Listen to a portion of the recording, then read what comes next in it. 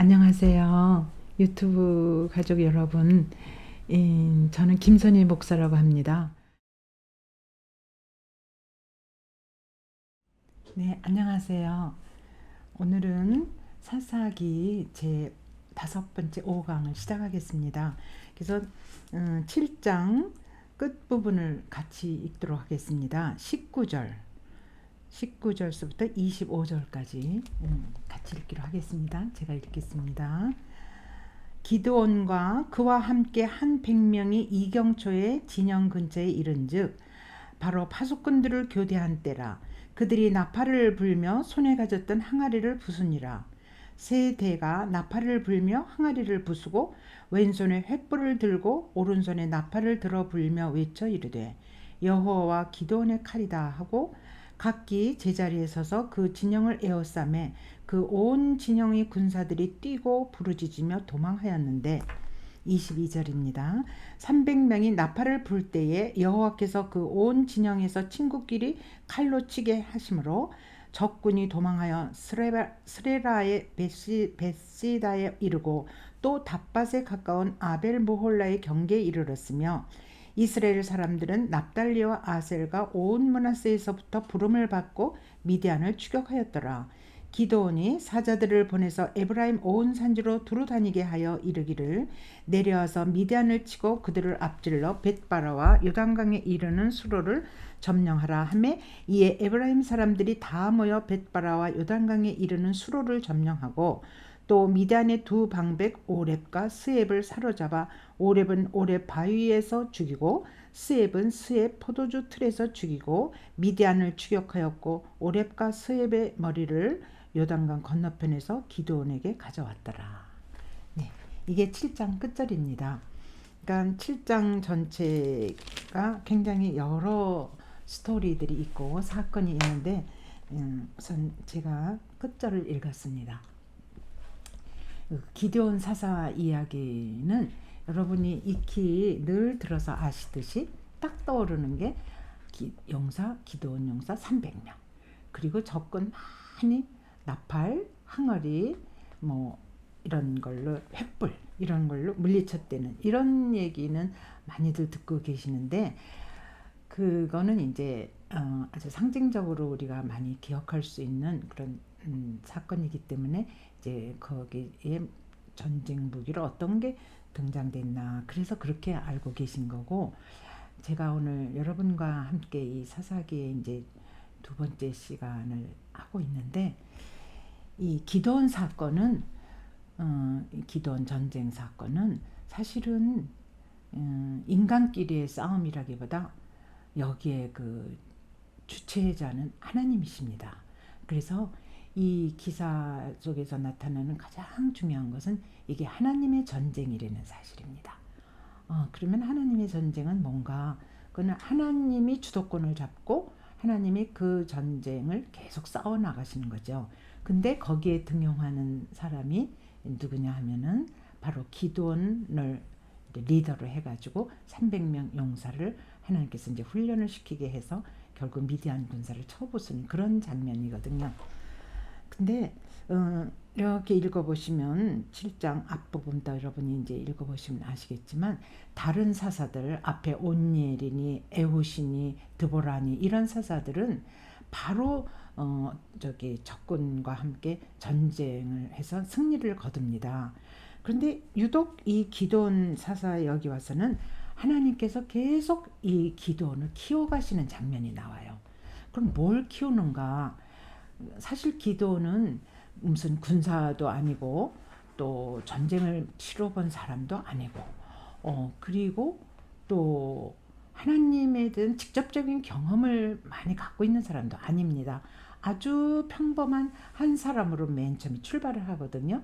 어딘가 하면 왜 산속에 굴을 파고 또 산성을 쌓고 그리고 포도주들에서 밀을 빻고 있잖아요. 그 미디안 사람들한테 그 뺏기지 않기 위해서. 그러니까 아주 숨어서 겨우 밀을 빻고 있는 하나의 농부에 불과합니다. 그런데 하나님께서 이제 그 기드온에게 말씀을 너는 미디안 백성을 나가서 싸워라.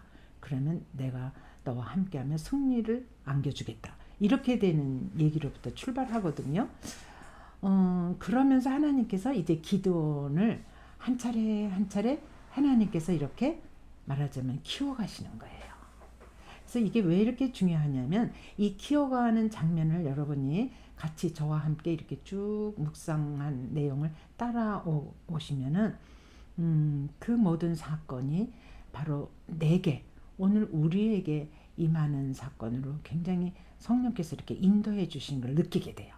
그래서 살아있는 말씀으로 나에게 이렇게 굉장히 힘이 되거든요. 그러면 어떻게 하나님께서 기드온을 차례차례 이렇게 사건을 일으키시면서 이끌어 가시고 키워 가시는지 우리가 그것을 먼저 이제 이렇게 더듬어 보겠습니다. 이 싸움 마지막에 가서 싸우는 거는 이제 그 승리로 분명히 끝납니다. 그래서 그 사실은 우리가 다 알고 있는 사실인데 그 전에 어떻게 하나님께서 기드온을 이끌어 가시는지를 그것이 사실은 더 중요한 내용으로 부각되고 있습니다. 그럼 어떻게 키워 가셨는가 하면은 그 7장에 몇 가지의 사건이 일어납니다. 그 전 바로 7장 그 앞 뒤 바로 위에 양털 사건이 있어요. 그거는 아실 거예요. 이제 타작마당에 양털 한 뭉치를 이렇게 놔요. 그리고는 하나님 이 양털에만 밤사이에 이슬이 떨어져서 꼭 적게 하고 주변은 보송보송하게 그렇게 해주세요. 그래야 제가 하나님께서 이 전쟁의 승리를 보장하시고 저를 내보내시는 증거로 제가 다시 한번 하나님께 그 표적을 요구합니다. 두렵잖아요. 그렇지 않아요? 생각을 해보세요. 네, 전쟁을 해본 사람도 아니고 전쟁에 대한 어떤 뭐 뚜렷한 걸 갖고 있는 것도 아니고 이런 사람을 하나님이 너 나가서 이제 앞으로 싸워서 내가 이기겠다 하면은 얼마나 겁이 나겠어요.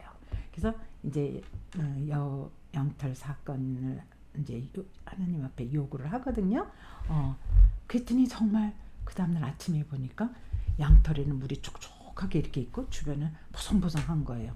그러니까 이거 양털을 이렇게 짜니까 물이 막 나올 정도죠. 그럴 때 이제 다시 한번 그렇다면 하나님 이제는 주변을 촉촉하게 하시고 양털은 마른 채로 그냥 둬보세요. 그렇게 요구를 하는 거예요. 그랬더니 참 하나님도 참 인내가 많으세요. 그래? 너 그렇게 해보마. 그리고는 그 다음날 아침에 보니까 역시 어떻게 돼요? 양털은 보송보송하고 주변은 촉촉하게 또 물이 있는 거예요. 하나님은 아주 가까이 나와 함께 계시구나. 하나님은 모든 것을 아시고 그리고 나를 인도하고 계시나 이런 확신이 생기는 거죠. 그리고 나서 이제 하나님께서 그 32,000명의 군사를 나팔을 불면서 성령을 받고 나서 그 여러 지파들이 모이게 되거든요. 므낫세 지파, 아셀 지파, 스불론 지파 그게 전부 그 기드온이 베냐민 지파 아닙니까? 그래서 그 베냐민 지파 주변에 있는 여러 지파들이 기드온이 이제 성령을 받고 막 나팔을 불기 시작하니까 모이는 거예요. 그래서 그 인원이 거의 32,000명에 가깝게 됐거든요. 그런데 하나님께서 뭐라고 말씀하시냐면 이 전쟁은 내가 분명히 승리로 이끌 텐데 그 32,000명? 그 32,000명 너무 많다. 거기서 상당수를 되돌려 보내라. 근데 어떻게 하느냐 하면 그 물가에 가서 물을 먹게 해라. 그래가지고 이제 군사들이 막 가서 물을 먹는데 두 종류의 현상이 일어나는 거예요.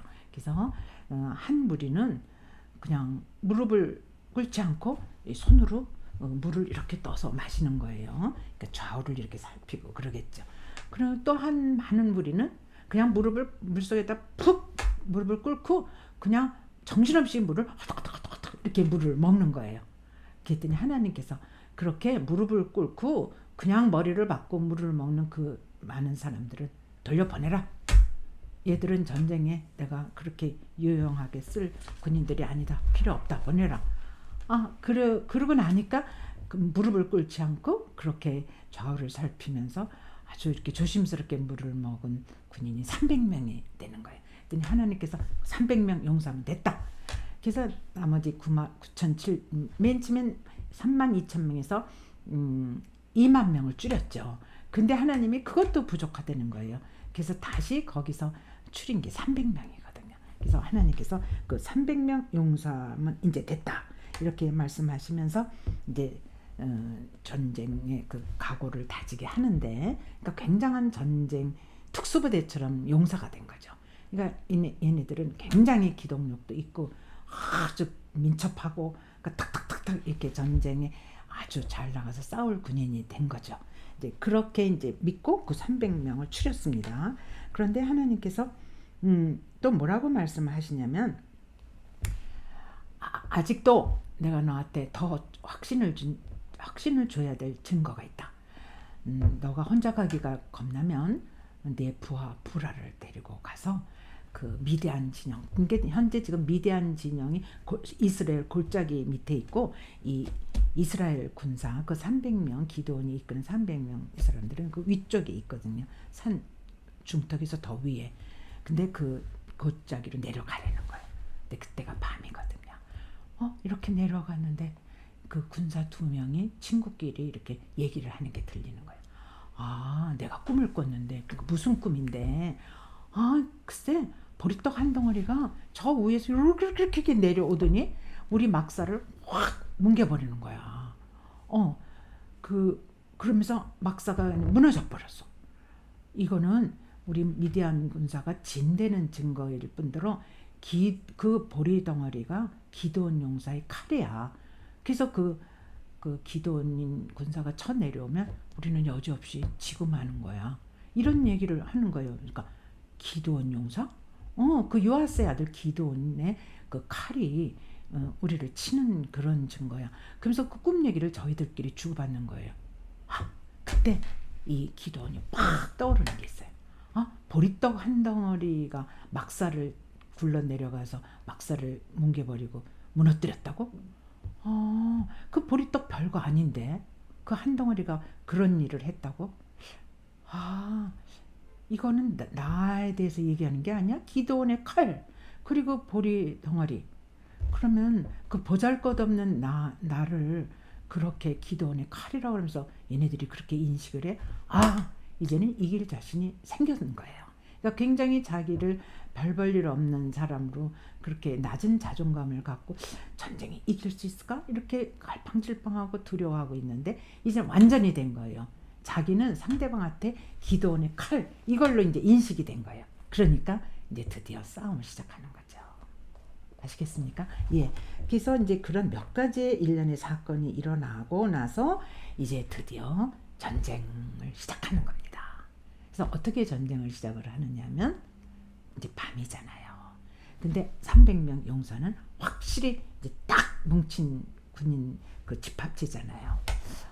근데 이 사람들 손에 이제 오른손에는 나팔을 들게 하고 그리고 왼손에 항아리를 들었는데 그 항아리 속에 횃불이 들어있는 거예요. 그러면서 세 이렇게 부대로 나누니까 한 부대가 100명씩 되는 거죠. 그랬더니 기드온이 내가 먼저 이 한 부대를 내려가서 이제 싸움을 시작을 할 테니까 너희들이 뒤따라 와서 똑같이 이제 합세를 하자 이렇게 되는 거예요. 그래서 깜깜한 밤에 밤 이경이라고 그랬거든요.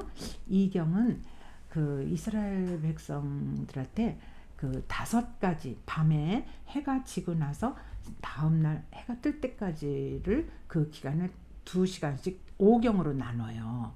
그래서 1경은 밤 대략 8시부터 10시, 그리고 밤 2경은 밤 10시부터 12시 이렇게 2시간씩 나누거든요. 왜 예수님께서도 밤 4경에 제자들이 막 쩔쩔매고 두려워할 때 밤 4경에 무리를 걸어오신다는 얘기가 있잖아요. 그러니까 그 4경은 2시부터 한 4시 더 깊은 밤이죠. 여기도 밤 10시부터 12시에 이제 군인들 보초 교대하는 그때를 이용하는 거예요. 그래서 이제 나팔을 쫙 100명이 불고 이제 항아리를 이렇게 들고 가다가 항아리를 딱 깨는 거예요. 그러면 생각을 해보세요.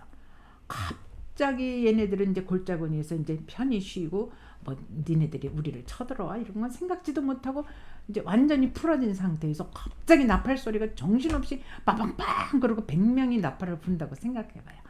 그리고 또 이어서 항아리가 막 깨지지를 않나. 그리고 깜깜한 밤에 횃불이 막 번쩍번쩍 일어나질 않나. 그러니까 얘네들이 놀란 거는 고사하고 갑자기 이게 도대체 어떻게 된 상황인지 그러면서 또 이어서 또 다른 부대, 그 다음에 또 이어서 또 다른 부대, 그러니까 세 부대가 막 이제 또 같이 막 나팔을 불고 막 횃불은 막 번쩍번쩍 빛이 나고 항아리 깨지는, 그게 항아리 깨지는 소리인지도 몰랐겠죠.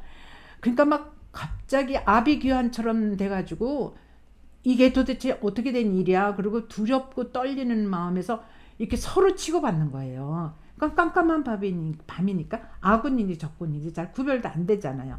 막 정신없는 아우성 소리는 들리고 이게 지들끼리 두려움에 치고받다가 지들끼리 이제 막 이제 말하자면 전투가 일어나는 거예요. 그래서 치고받는 걸로 끝나는 게 아니고 서로 죽이는 그런 이상한 일이 벌어지는 거죠.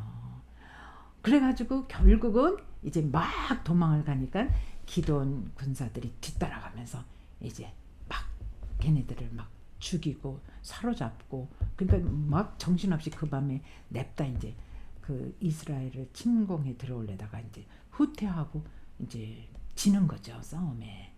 그리고 나서 이제 에브라임 지파한테는 이제 그 마지막 두목들을 요단강 수로를 차단하고 이제 오렙과 스웹은 이제 이렇게 나중에 잡아서 그 목을 베어가지고 기드온한테 가져오는 사건이거든요.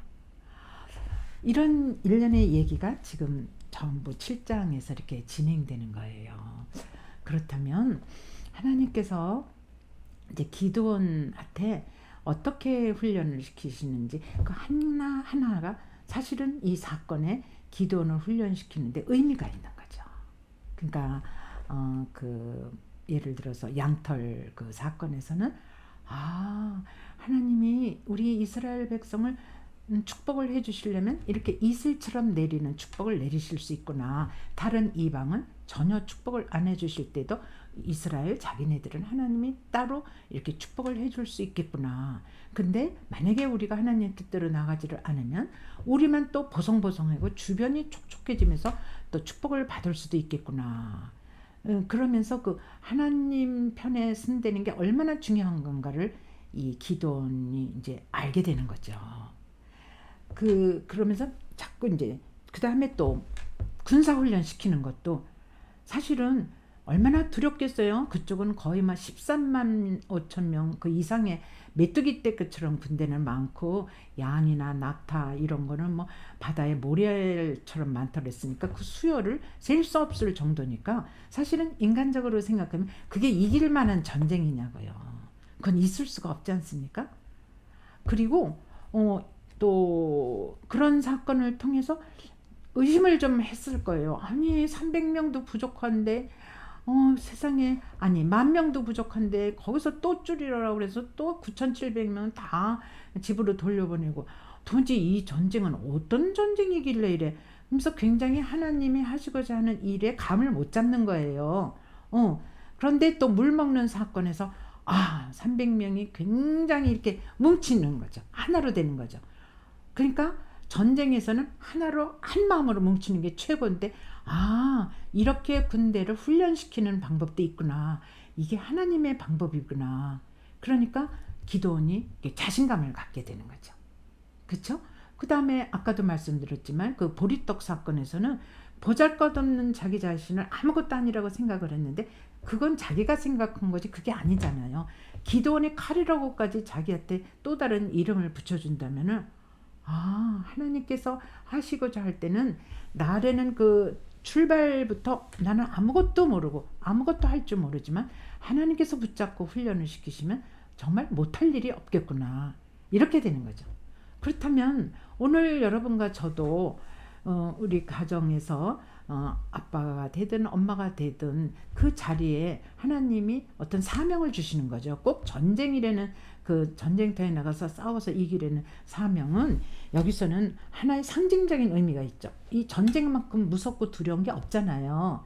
그러니까 이런 전쟁에서도 내가 기드온 하나를 훈련시켜서 그 용사와 함께 엄청난 이 전쟁에서 승리를 하게 하는데 너희들이 그게 가정에서 가장이 되든 엄마가 되든 맡겨진 사명이 있다는 거죠. 그러니까 그런 사명은 크기나 우열을 가릴 수가 없는 거죠. 하나님이 그 현장에 그 삶에 나에게 맡겨준 일이 있다면 그것은 하나님께서 맡겨주신 어떤 사명이죠. 그러면 하나님이 콜링, 믿음의 소명을 주시고 나서 우리 각자에게 삶에서 사명을 주신단 말이에요. 그런데 그 사명을 몇 번에 하라고 그러는 게 아니고 한 계단 한 계단 하나님이 키워가세요. 그러니까 기드온을 키워가시는 이 장면은 사건을 통해서 바로 오늘 나와 여러분을 하나님이 믿음의 자녀로 키워가시는 과정이에요. 그 믿음의 과정에서 키워가실 때에 우리는 점점 내가 못하던 일, 감히 내가 상상도 못하던 이 일을 내가 해낼 수가 있다는 거예요. 어떻게 해낼 수가 있냐? 하나님이 키워가시면서 그렇게 용기와 담력을 주기 때문에 우리는 얼마든지 이 전투에서 이 삶에서 승리를 할 수 있다는 얘기죠. 그런 뜻이 여기에 다 숨어있기 때문에 다른 어떤 사사보다도 하나님께서 기드온 사사를 이렇게 한 계단 한 계단 키워가신다는 게 굉장한 의미가 있죠. 그리고 나서 그 싸움, 항아리, 횃불, 나팔, 이게 도대체 무기가 됩니까? 누가 세상적으로 우리가 생각하면 그건 돈키호테식 전쟁이지, 그건 우리가 상식적으로 생각할 땐 질 거는 뻔하잖아요. 그런데 하나님이 이 전쟁을 쥐고 나가실 때는 그 버들것없는 무기가 승리의 무기가 된다는 거예요. 그러니까 그 항아리 깨지는 소리, 나팔 소리, 횃불 이런 모든 것들이 평상시에는 아무 가치도 별로 없이 되지만 그 밤에 합세해서 부르짖고 소리를 내고 와 함성을 지르고 나팔 소리가 그냥 정신없이 천지를 진동하면서 그건 하나님께서 쓰시는 방법이었죠. 그렇기 때문에 우리가 하나님을 의지하고 나갈 때 때로 말이 안 되는 이렇게 명령을 내릴 때가 있어요. 그럴 때라도 우리는 순종을 하는 거예요. 왜냐? 하나님께서는 분명히 그 결과를 좋게 하실 거는 확실하기 때문에 과정에서 내가 설사 믿어지지 않더라도 따라 하는 거예요. 그렇게 하라 그러면 네, 머물러라 그러면 네. 그러면 여러분이 질문을 하실 거예요. 아니 기드온은 그렇게 하나님의 음성을 듣고 잘 따라갔지만 우리가 평상시에 어떻게 하나님의 음성을 듣습니까? 기드온하고 우리는 다르잖아요. 천만의 말씀. 여기 지금 기드온이 하나님께서 키워가시는 모습이 7장 앞에 보면은 그 15절 읽기 그 전까지도 여호와께서 함께 하시고 가르치시고 명령하시고 내용을 알려주신다는 게 2절, 4절, 6절, 7절, 9절 무려 5절이나 여호와께서 이렇게 나와요. 그 단어가. 그렇다면 순간순간 사건 계속 하나님이 같이 하시면서 이끌어 가시는 거지 나 혼자 가는 게 아니거든요. 이게 중요해요. 그러니까 여러분에게 어떤 사명 그걸 맡길 때도 계속적으로 하나님이 붙들고 가세요. 그래서 내가 좀 엎어지면은 하나님도 같이 기다려 주시고, 내가 다치면은 하나님이 또 치료해 주시고, 내가 지혜가 부족하면 또 지혜를 열어 주시고, 그게 임마누엘 하나님이 우리 삶 속에 함께 하신다는 것을 이런 7장 기드온 사건을 통해서도 우리에게 여실히 보여주신 거죠. 그 함께 하시는 사실이 여러분 6.25 사변 아시죠? 6.25 사변 일어났을 때 우리 거의 다 이제 공산화되는 거잖아요. 그쵸? 서울을 뺏기고 이제 내려가서 이제 부산까지 막 낙동강을 지나서 이렇게 우리가 밀려가지 않았습니까? 그때 하나님께서 기적적인 전쟁 사건을 일으키신 게 있죠. 그게 바로 인천 메가더 상륙 작전이잖아요. 메가더가 인천 상륙 작전을 단행할 때 많은 군사 전문가들이 그 이길 확률은 5,000분의 1이라고 그랬어요. 그런데 결국은 수도 서울을 그 메가더가 인천에서부터 이렇게 들어와가지고 이겨서 서울을 탈환했잖아요. 근데 참 이상해요. 그 서울을 점령했던 그 공산군이 3일 동안 이제 저 남쪽으로 내려가는 건 이제 그거는 식은죽 먹기다. 우리가 승리했다. 그러면서 3일 동안 서울에서 자기네들끼리 이렇게 말하자면 연회를 베풀고 그렇게 이제 휴가처럼 그렇게 지냈어요. 그때를 타서 메가더 장군이 이게 우리 국군과 함께 그 인천에서부터, 인천은 서해 쪽에 이게 넓잖아요. 갯벌이. 그래서 거기 주변에 있는 모든 전등을 다 끄고 밤에 그냥 기습을 해가지고 메가더 장군이 지휘하에 우리 국군이 이겼잖아요. 그래서 서울을 탈환했잖아요. 그러니까 이런 놀라운 기도원의 전쟁 사건은 이 3000년 전 가까이에만 있었던 얘기가 아니라는 거죠. 2000년 전에도 또 놀라운 전쟁이 있었고, 그런데 그 하나님이 그 전쟁에 승리하시는 방법은 아주 다양해요. 근데 그때만 전쟁에서 승리하는 게 아니고 오늘 아주 가까이 우리 삶 속에서도 이런 전쟁 사건에서 하나님이 오케이 손을 들어주면 이긴다는 거죠. 그러면 아까도 제가 잠깐 질문을 하고 이제 그쪽으로 갈 텐데, 어떻게 그럼 우리가 하나님의 음성을 듣고 하나님의 음성을 따라서 이제 우리가 걸어갈 수 있느냐, 그게 관건이죠. 그러면 하나님의 음성은 갑자기 하늘에서 천둥처럼 누구야 이렇게 부르시면서 말씀하시는 그런 때는 아닙니다. 구약에서는 선지자를 통해서 또 이렇게 가끔 말씀하시고, 또 율법서들을 저들이 이제 또 조상을 통해서 얘기를 들으면서 어떻게 하나님이 자기네 조상과 함께 하셨는지, 어떻게 일을 진행하셨는지 그렇게 되지만, 신약에 와서는 이제 성경이라는 게 완성이 됐잖아요. 그러면 하나님이 우리에게 가르쳐 주시고 찾아와 주시는 그 길은 사실은 성경이에요. 옛날에는 뭐 환상도 있었고 뭐 여러 가지 꿈도 있었고 그랬지만, 분명하도 확실한 길은 이 성경입니다. 그래서 이렇게 성경을 이렇게 해석을 해 드릴 때 또 깨닫는 부분도 있고, 본인이 읽다가 또 레마처럼 특별히 나에게 주시는 말씀도 있고, 또 설교 말씀을 통해서 이렇게 몰랐던 걸 알 수도 있고, 또 믿음의 길을 앞서간 분이 또 이렇게 얘기를 해줄 때 유난히 그 소리가 내 마음에 와닿고, 그래서 하나님은 그렇게 찾아오시는데, 가장 정확하고도 또 지속적으로 하나님의 음성을 듣고 그 길을 따라가기 위해서는 결국 우리가 말씀 앞에 이렇게 다가가는 거죠. 그래서 말씀 속에서 곰씹고 생각을 하고 나아갈 때에 하나님의 음성을 듣고 그 길을 따라서 계속 걸어가면 우리는 우리 삶 속에서 바로 승리자가 됩니다. 그래서 이 땅에 하나님 나라가 확장되고 우리는 하나님의 복을 받고 그리고 멋진 삶을 살아갈 수 있는 우리 모두가 되겠습니다. 네, 기도드리겠습니다.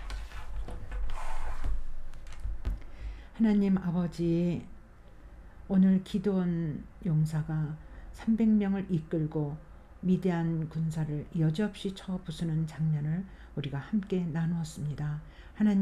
하나님께서는 무기에 좋고 나쁘고, 무기가 우월하고 나쁜 것, 그거는 그렇게 하나님 앞엔 중요하지 않습니다. 군사가 많고 적은 것도 그렇게 대단한 문제가 아닙니다. 오직 하나님께서 계획하신 것을 하나님의 방법으로 군사를 쓰고 무기를, 보잘것없는 무기를 사용해서라도 하나님은 결단코 그 모든 것들의 악의 세력을 무찌르고 승리할 수 있는 그 능력과 그 전능하심을 갖고 계신 것을 저희들이 분명하게 깨달았습니다. 아버지, 이 모든 기사를 보면서 우리도 하나님, 어떻게 하면 하나님의 그 명령하심과 그 조언과 그 이끄심을 따라갈 수 있는가, 아버지, 그것이 오늘 저희들에게 주시는 귀한 복음의 메시지인 것 같습니다. 아버지 기드온 용사와 함께 아버지 마지막까지 에브라임 지파를 통해서 그 적병의 그 두목 장군들을 아버지 목을 베서 완전히 진멸시키는 것처럼 악의 세력을 하나님께서 끝까지 우리를 시켜서 이렇게 진멸할 때에 우리에게는 이제 하나님의 나라가 확장될 뿐만 아니라 하나님이 또 기대하시고 또 기뻐하시는 모든 삶들이 우리 삶 속에서 펼쳐질 것을 믿습니다.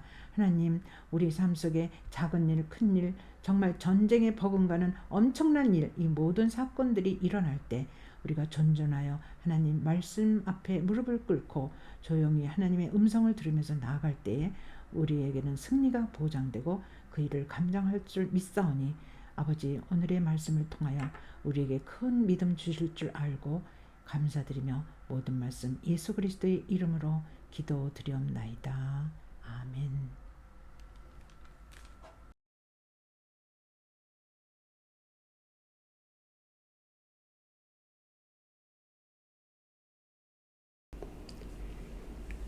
지금 하십시오.